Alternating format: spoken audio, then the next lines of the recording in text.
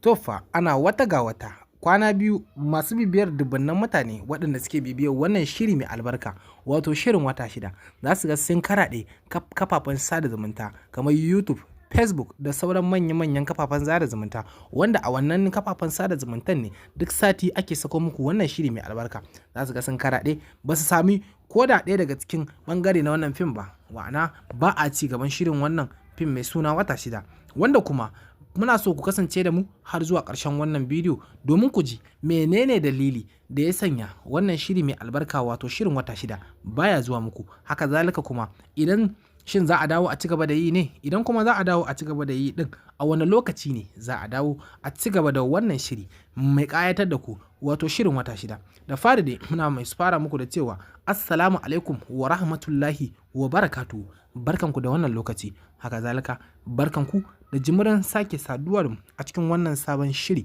haka zalika hallar wannan sabon bidiyo. Muna masu roƙo zuwa gare ku na idan ya kasance wannan shine karanku na farko, idan dai har wannan shine ya kasance shirinku na farko ko mu ce kasancewarku da mu a farko a wannan lokaci, da ku fara da danna wannan channel tamu mai albarka alamar subscribing, sannan ku danna mana alamar ƙararrawa ta sanarwa domin hakan ne kadai za ku ci gaba da samun aikace-aikacenmu da zarar mun daura akan lokaci. To fa wannan al'amari ga dai wannan bayani dalla-dalla a kamar yadda kuka sani wannan shiri mai albarka na wata shida ana sakin sa ne a kowace irin rana irin ta yau wato ranar Laraba, wanda masu bibiyar wannan shiri ba sai mun gaya musu hakan ba domin ko mun san cewa kun san wannan rana ta Laraba ita ce ranar da ake sakin wannan fasihin shiri mai albarka wato shirin wata shida. Amma kuma akwai wani abu guda ɗaya daga kwana ko mu ce sati 2 zuwa 3 da suka gabata wanda suka saba zuwa kan wannan YouTube channel ko mu ce kafafen sada zumunta na YouTube su kalli wannan shiri mai albarka wato shirin wata shida,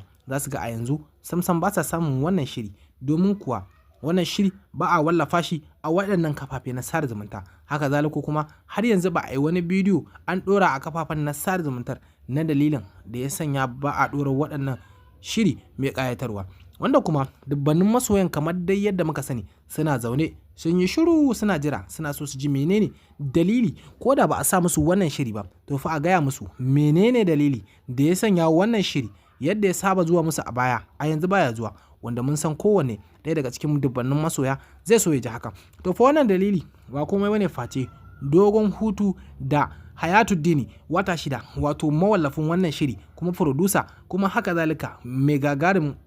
mallakin wannan shiri ya tafi hutu na tsawon lokacin da muke sa ran insha Allah 28 ga wannan wata zai dawo, wanda kusan wannan shine hasali makasudi na dalilin da ya sanya ba a saka wannan shiri a sauran kafafen sada zumunta, wanda muke roƙon ubangiji Allah ya sa a dawo lafiya a kuma dora daga inda aka tsaya. Mun gode da jimirin kallon mu.